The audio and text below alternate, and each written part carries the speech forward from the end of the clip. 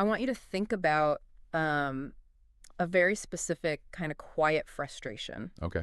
Imagine you're sitting in your home right now. You've got, a roof over your head. The basics. Exactly. You've got groceries in the fridge, transportation to get you to work, and a decent paycheck that reliably hits your bank account every month. You're completely stable. Right. By every conventional modern metric that society hands us, I mean, you have technically arrived. You have everything you need to survive. Yeah, you did it. But, and here's the thing, sitting there surrounded by all that stability, you still feel this overwhelming, almost suffocating sense of anxiety. Wow. Yeah. That is such a common feeling. It really is. It's like there's a conflict just running in the background of your mind. You feel this lingering ache, and you simply cannot figure out why. I mean, you followed the playbook, right? Yeah. You did everything you were supposed to do.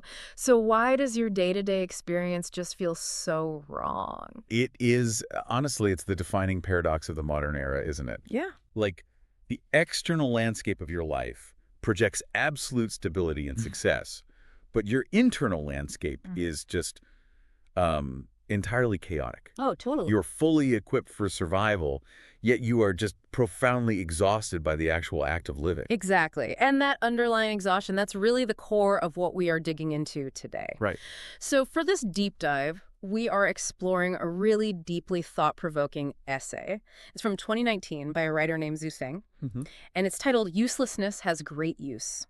Just for the background, this was translated by Kinyu and edited by Kamir. It's an incredible text. Yeah. It serves as basically a direct diagnosis of that exact modern anxiety you just described. Yeah, a diagnosis. I like that. Yeah, because the author looks at the human condition. Yeah. The struggles, the conflicts, the sheer preponderance of anxiety we all feel.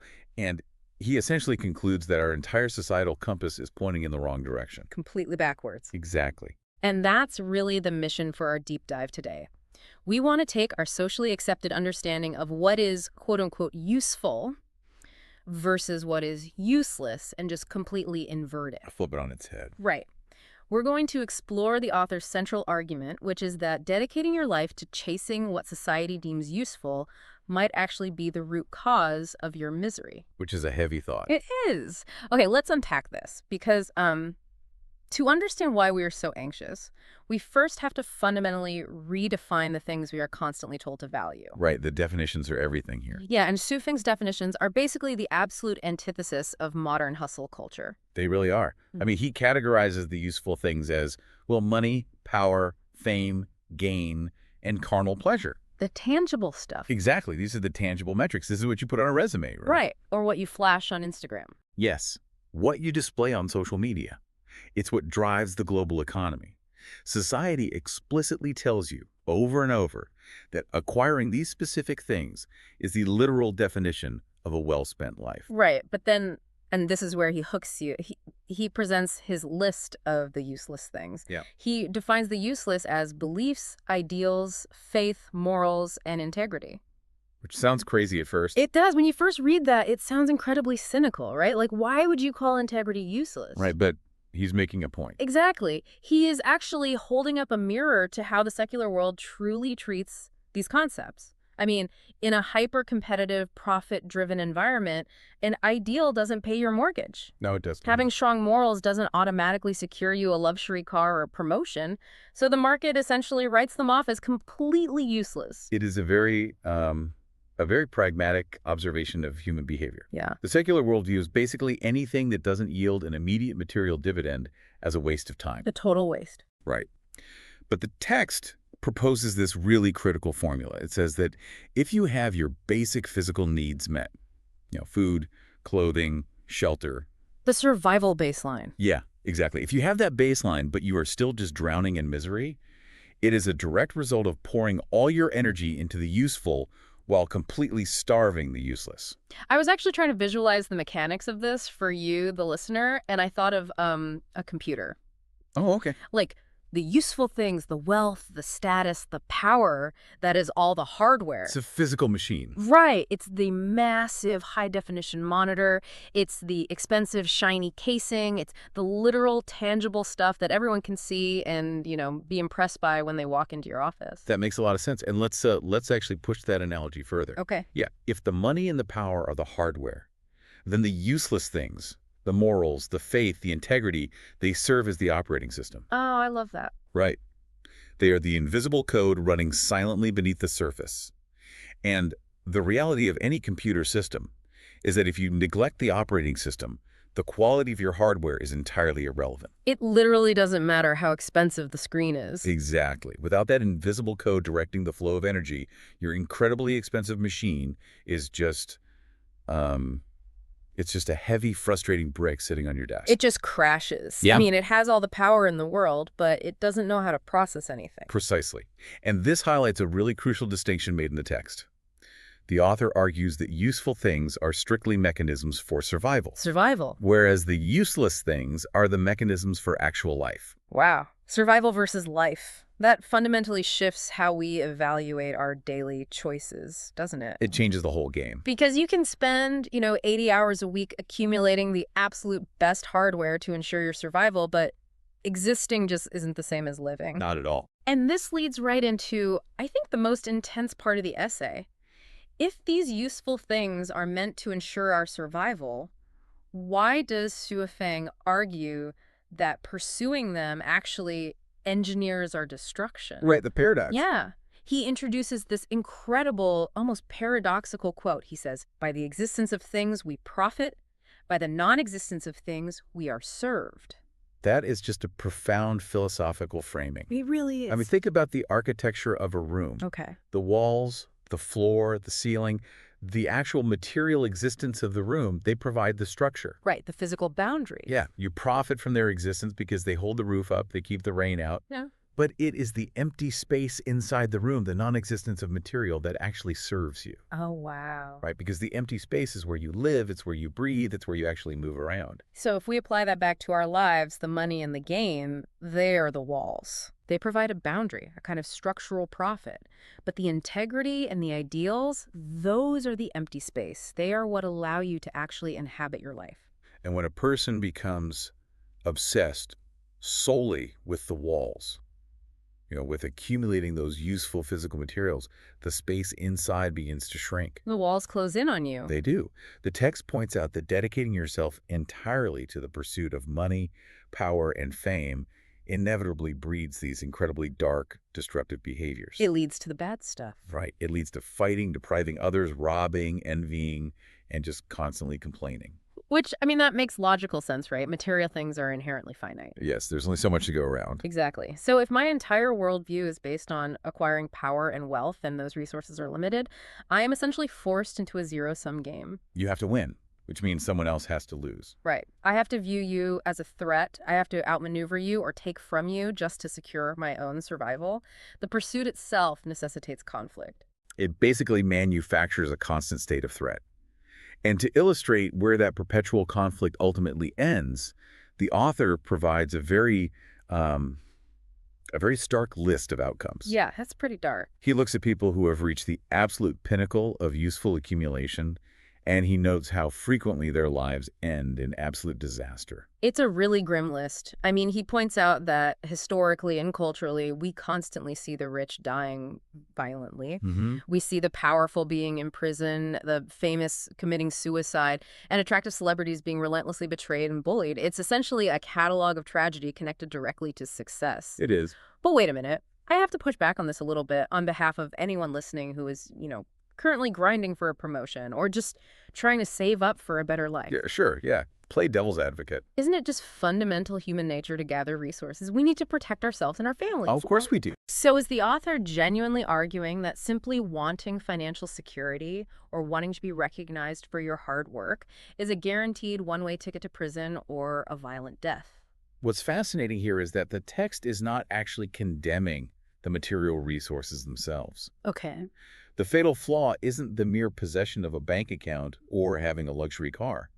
The trap springs when a person acquires immense material power but remains completely devoid of the useless things. Ah, let's see. Yeah, the tragedy is guaranteed by the combination of high material power and zero internal integrity. It's the untethered ambition. Exactly.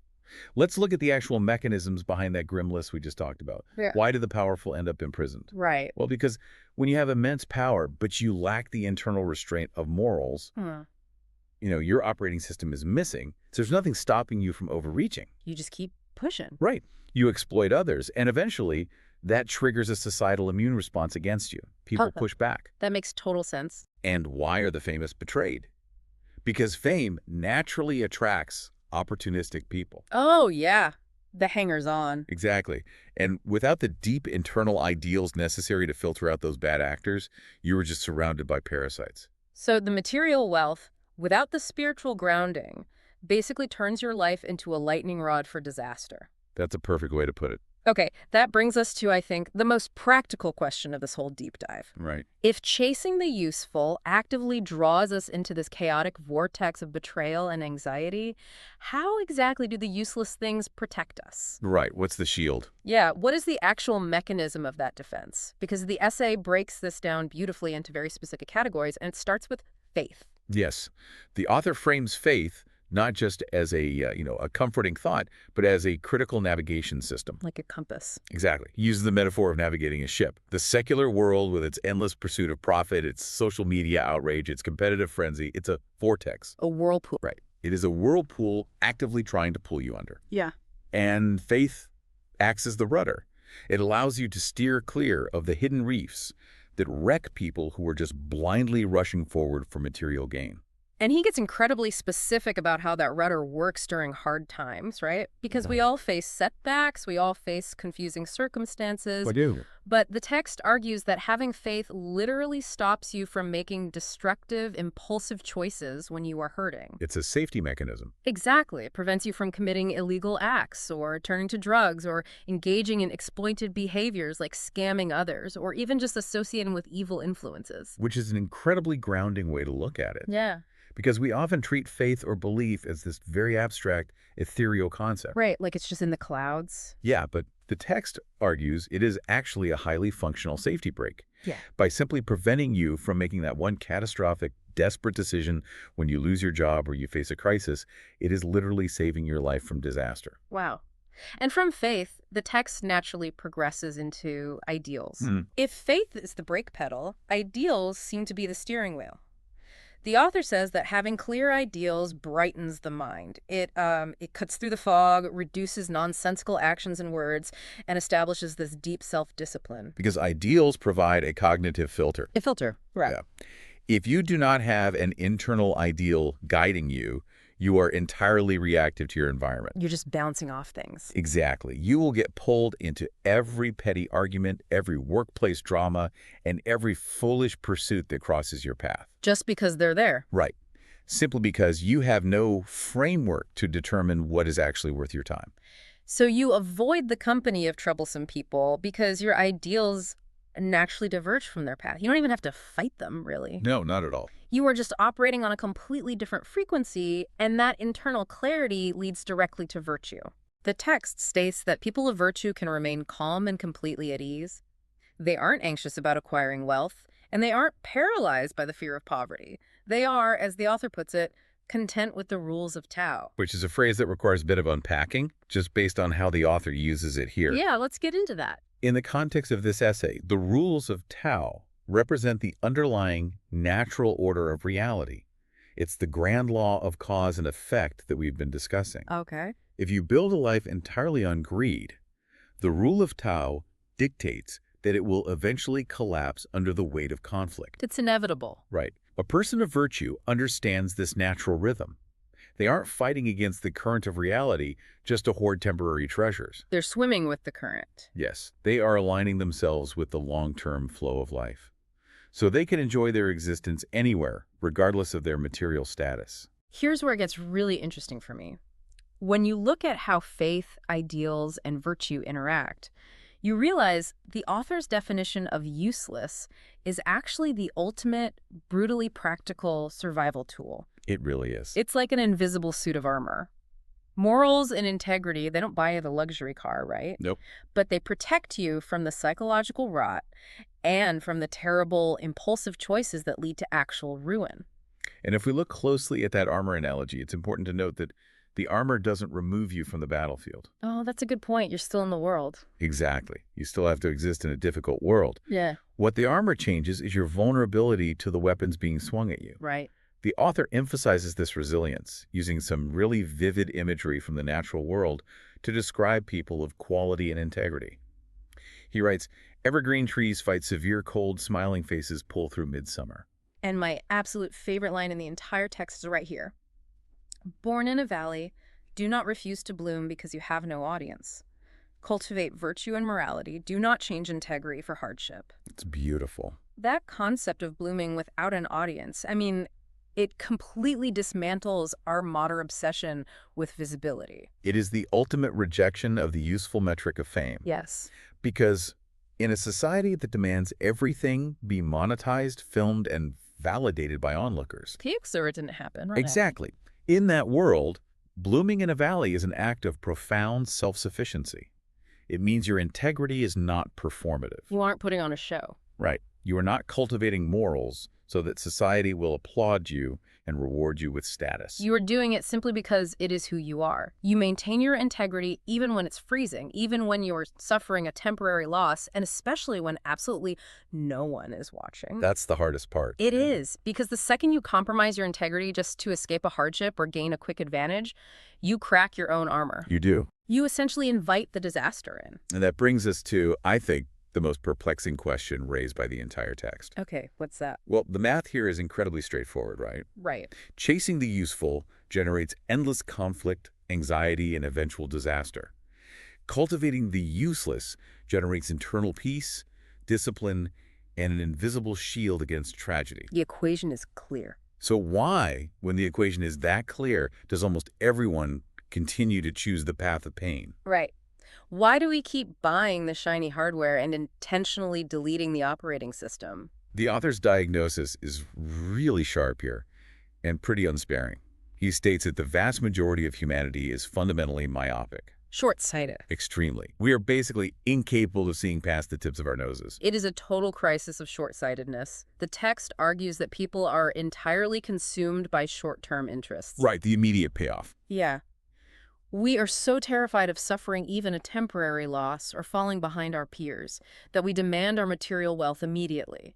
We want the profit right now, and we will happily sacrifice our long-term peace to get it. It is a structural flaw in the human psychological condition. It's hardwired. It is. We are wired to react to immediate scarcity. When we see someone else acquiring money, power, or fame, that biological panic sets in. The FOMO? Exactly, the ultimate FOMO.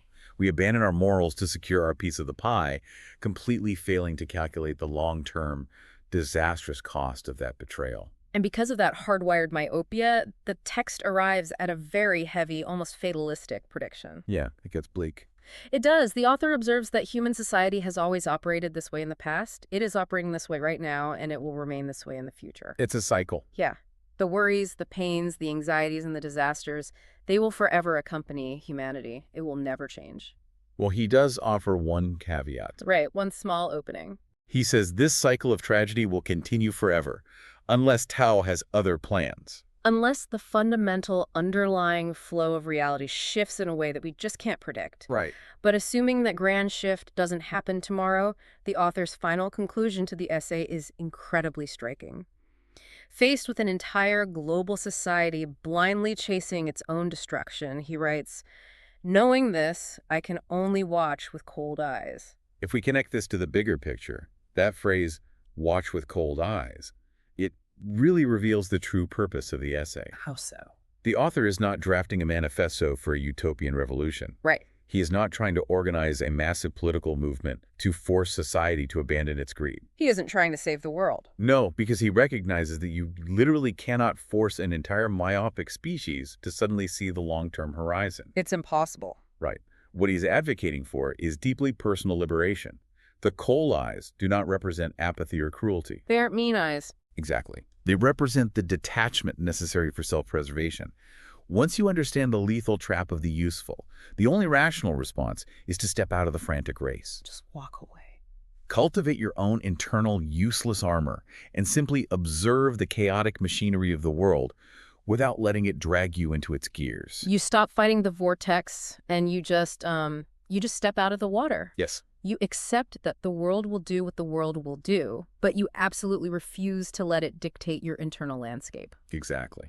So what does this all mean for you listening right now?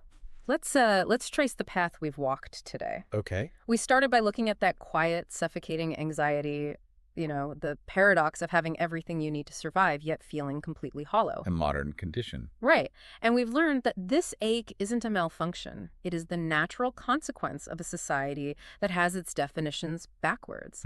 The wealth, the status, the hardware, these are merely tools for basic survival. When we make them the entire goal of our existence, untethered from an internal operating system, we actively invite chaos, conflict, and disaster into our lives. And conversely, we've seen that the very things the market dismisses as useless, your quiet beliefs, your private ideals, your uncelebrated integrity, they are actually the most vital, practical tools you can possess. The ultimate tools. Right. They are the rudder that steers you away from the reef. They are the invisible armor that protects you from the predictable tragedies of unchecked ambition. They are what allow you to transition from merely surviving to actually living. But as we wrap up this deep dive, I want to leave you with one final provocative thought to turn over in your mind. I love this. The author concluded with a real sense of observational detachment, right? He recognized the stubborn, short-sighted nature of humanity, stated that disasters will always plague us unless Tao has other plans, and he chose to watch the world with cold eyes. Right. But I want you to think about the fact that you are here right now listening to this and recognizing that very short-sightedness within yourself and your society. What if the act of you choosing to cultivate your invisible operating system today? Wait, let me rephrase that. What if you making the deliberate choice to be the evergreen tree standing firm in the severe cold, or the flower choosing to bloom beautifully in an empty valley where absolutely no one is around to applaud you? What if that is the Tao executing those other plans? Oh, wow. What if the grand shift in the natural order doesn't come from a loud global revolution, but from individual people just quietly deciding to stop chasing the shiny hardware? That's a powerful idea. What if shifting your focus away from immediate material reward and quietly guarding your integrity is literally the only true meaningful rebellion we have left? It really reframes everything. It does. It is definitely something to deeply consider the next time you look around at everything you have and you feel that familiar ache. Thank you so much for joining us on this deep dive. Protect your useless things because they are exactly what will save your life.